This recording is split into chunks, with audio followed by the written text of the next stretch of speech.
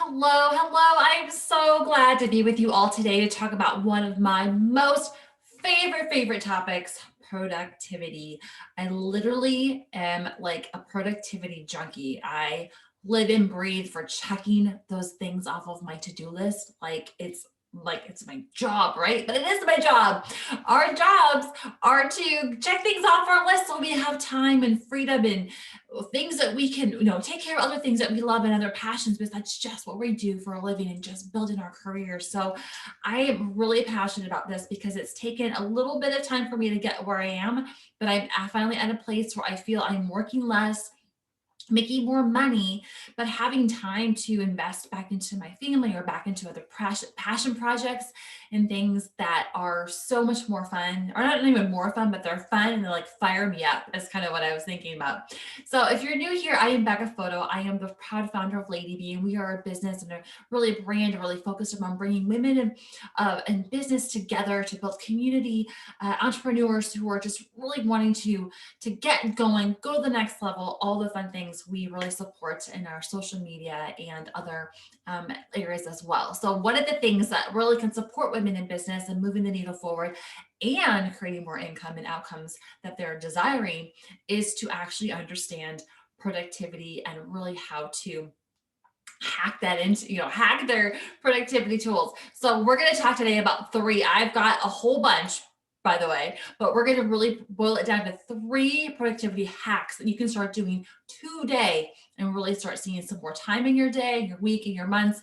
You see where I'm going. You're going to have more time to really get your things done so you can fuel some of that time, whether you want to just do more or if you want to fill that time with other passions or family and all those good things too. So the very first one is to put the phone down.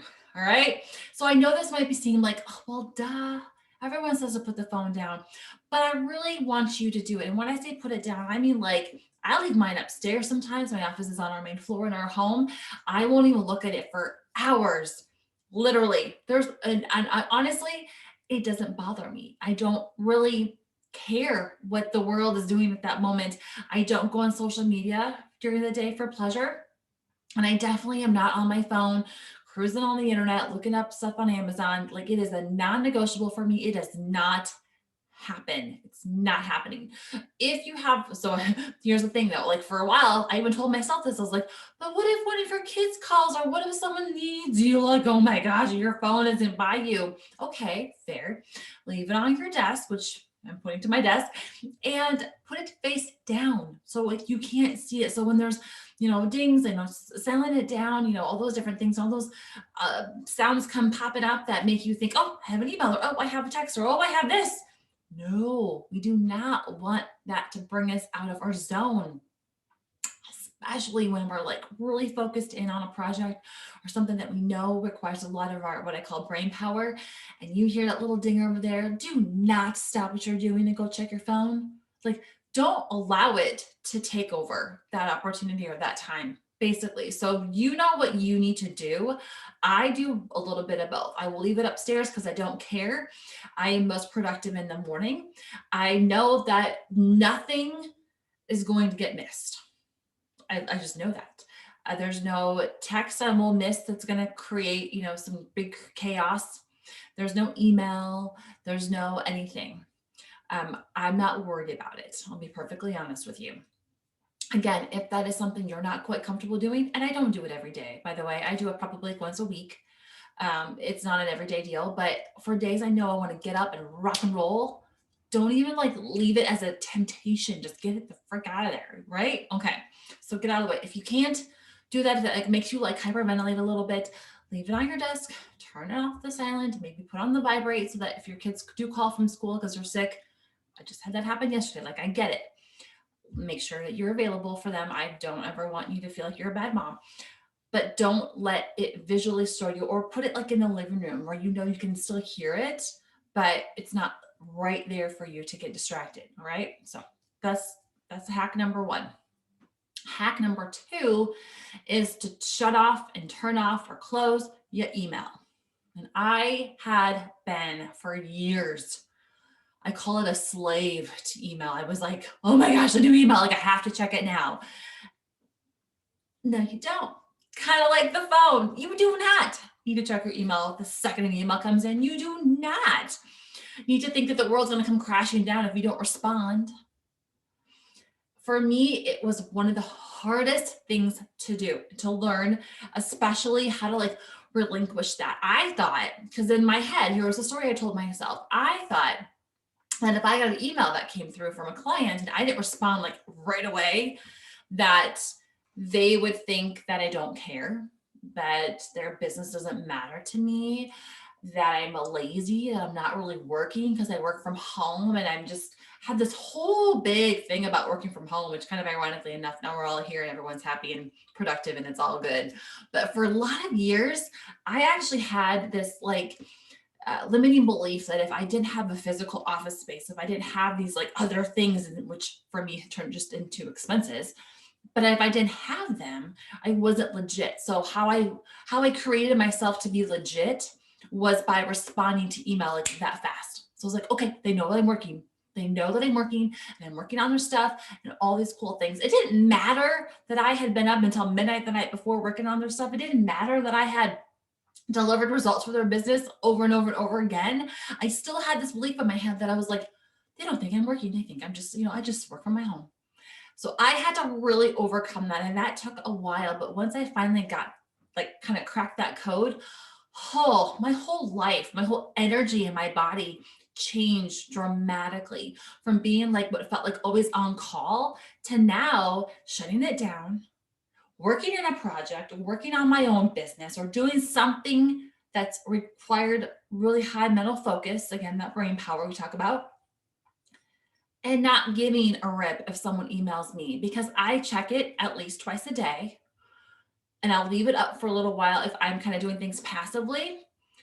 But anything that comes in, the kind of that rule that you can respond to in 2 minutes or less, I respond to it, I get it off of my mental headspace, and I move on. But I only do that 2 times a day. And I have blocks of time where I will respond to email. It doesn't take anybody off. I remember the very first time I kind of started putting this into practice, I was like, whoa, I hope I don't make so-and-so mad. I hope I don't. Oh my gosh. And I was kind of like nail biting. I was kind of freaking out. But then I went and checked my email at 2 in the afternoon was one of my times. I had like my morning kind of clearing out the morning stuff. And then I blocked out until 2. And I just worked on client work. I just worked on my business. I just did what I need to do for work. And then I went back and checked email again about 2 o'clock. And I was amazed. There was like, just a few, nothing urgent.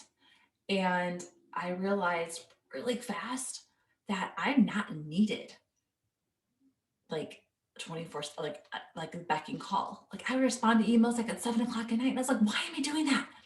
I'm treating my clients that I'm on all the time. And I don't want to be on all the time. So turn off the email.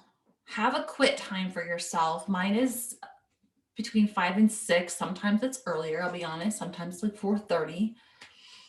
And I don't look at it. I used to look at it and then fester over it, because that's the other thing too, is I was kind of moving into this new like hack of productivity and time. I would stop responding to emails like around 5, but I would still check email in the evening, and I would get an email that maybe wasn't pleasant or something that I interpreted one way and didn't want to reach out to them at 7 o'clock at night or 8 o'clock or even later to be like, hey, what do you mean by this? So then I had this in my headspace all the way through the night, all the way, it would disrupt my sleep. I'd wake up in the morning, I'd already have this energy of like nervousness and unease and just uncomfortable. And I'm like, oh, who wants to start their day that way? Like nobody. Like, don't ever do that to yourself. I don't even check email until my kids are off to school. So the first time I even look at my email now was like right around 8 o'clock. And sometimes I don't even do it then, I'll be honest. I don't want to be a slave to it anymore. There's never anything that urgent where that is going to be like absolutely necessary. And I'm not saying this is in every industry's case. And I'm not saying there haven't been instances where I need to react like that fast. because there have been. Most of the time, those things come through with a phone call, however, and you're not missing it that much. Like the email communication doesn't really hold that back from happening quickly. But don't be a slave to the email. And I really suggest, so here's kind of two tips. One is to really initially give yourself some time and permission, like block out some time in your calendar each day, at least two different times of the day to respond to email.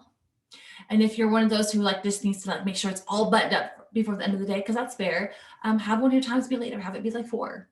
If you're, 4 to 5, have it be another hour of time where you're going to respond to email that you've already gotten from earlier in the day, but also anything new that comes in between that 4 and 5 hour. I'll leave anything that comes after 5 o'clock to the next morning, because I do check email first thing in the morning to make sure that there are no fires. If there are no fires and nothing's urgent, I still wait to reply back when I go back in and check it at 10, because it's 10 and 2 for me.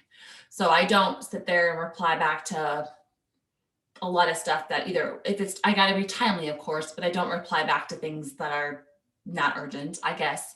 I take care of those things at 10. I need to reserve my morning time for my own productivity for a really hard, mentally taxing task. That's hard to say. And so I don't want to take emails, not taxing, mentally taxing. So I check in at 10 and recover all those emails, and then I get back into more of a challenging task. So just so you know a little bit about that.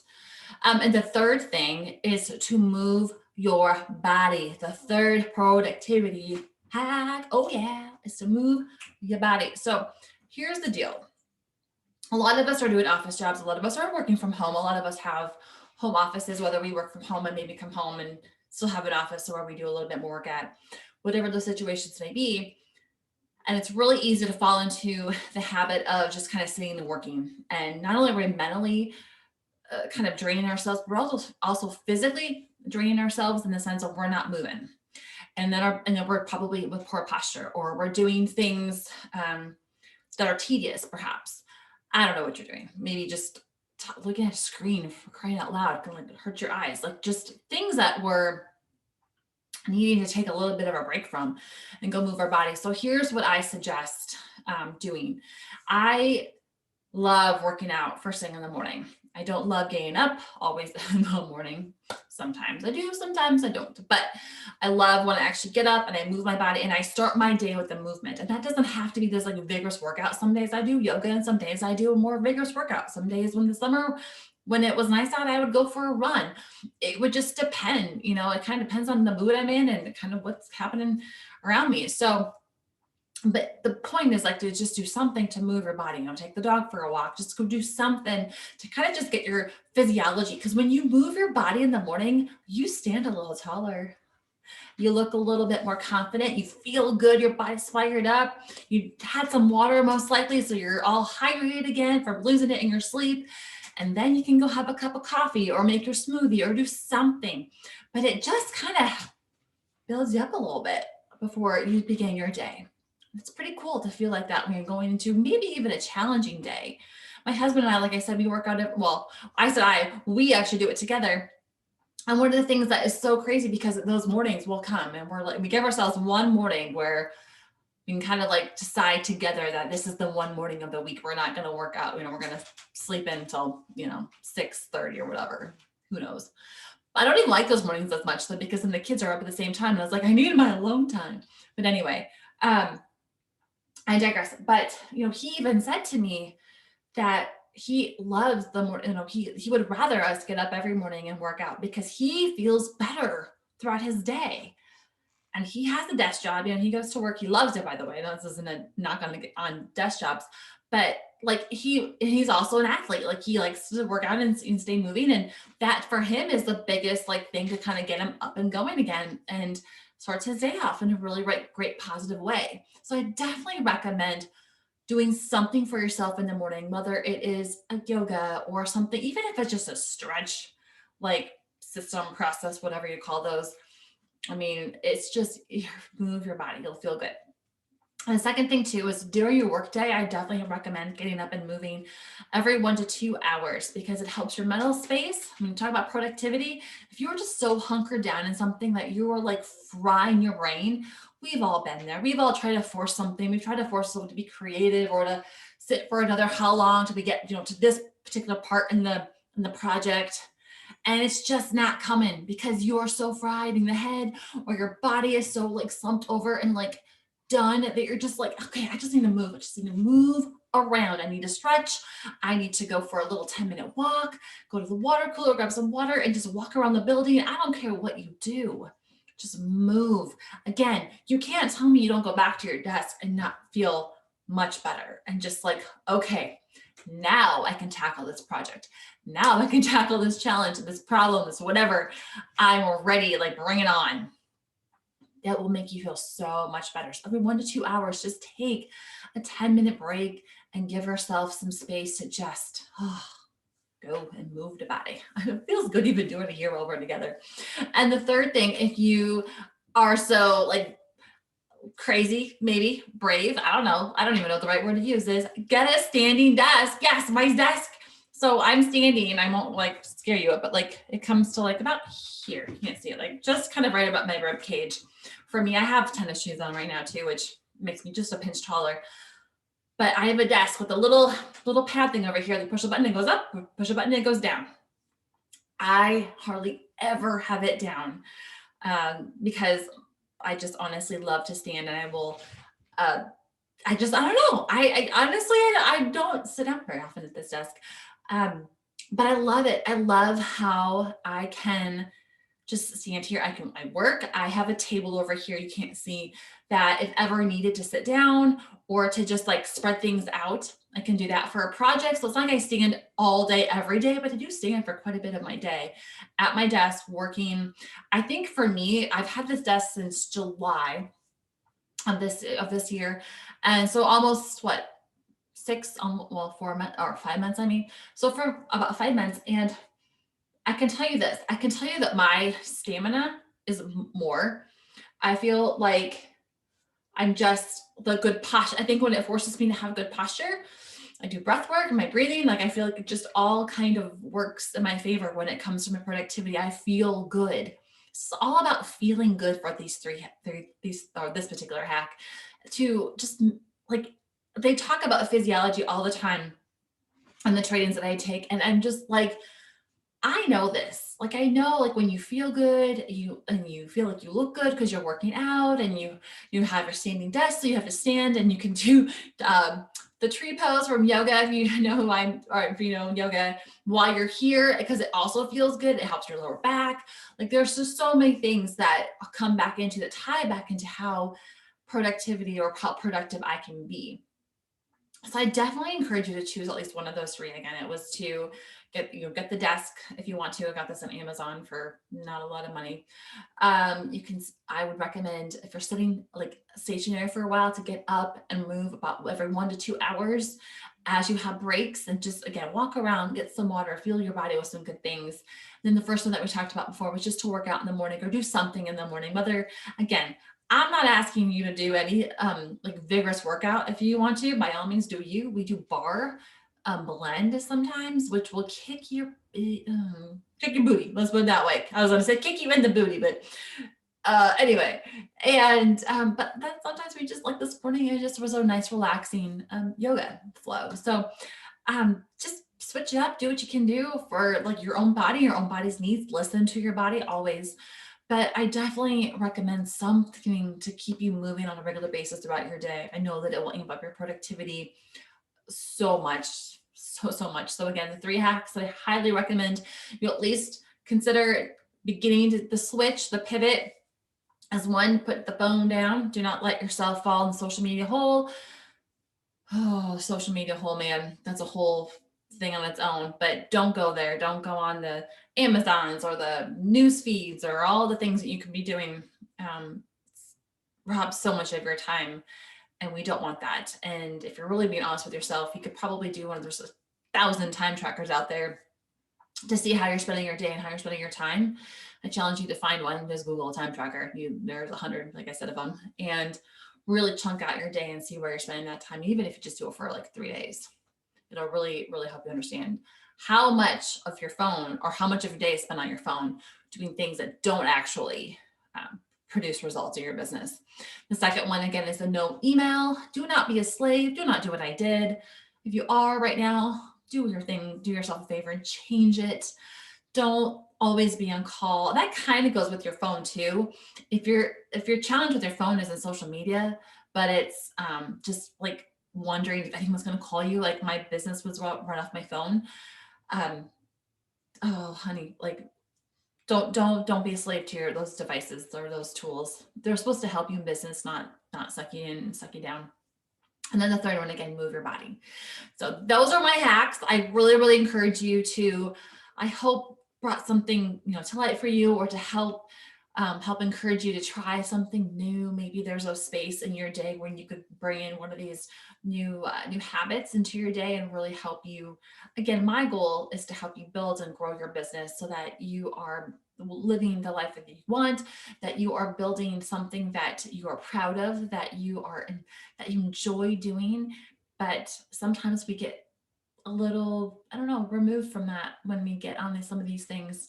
And productivity for me, like I said, is like it's my drug of choice, I always say. But I'm loving that when people are like, yep, check it off, check it off, check it off. Helping these three things being implemented will help you be able to do more of that and be able to fuel your soul and your heart. So I hope you have an amazing rest of your time. There is a worksheet or a flyer, not a worksheet, but a flyer in here too. If you want to just print it off, put it in your office, you're welcome to do that as well. That kind of walks you through these quick hacks, just as a reminder. Maybe write your goals down, your notes on that too.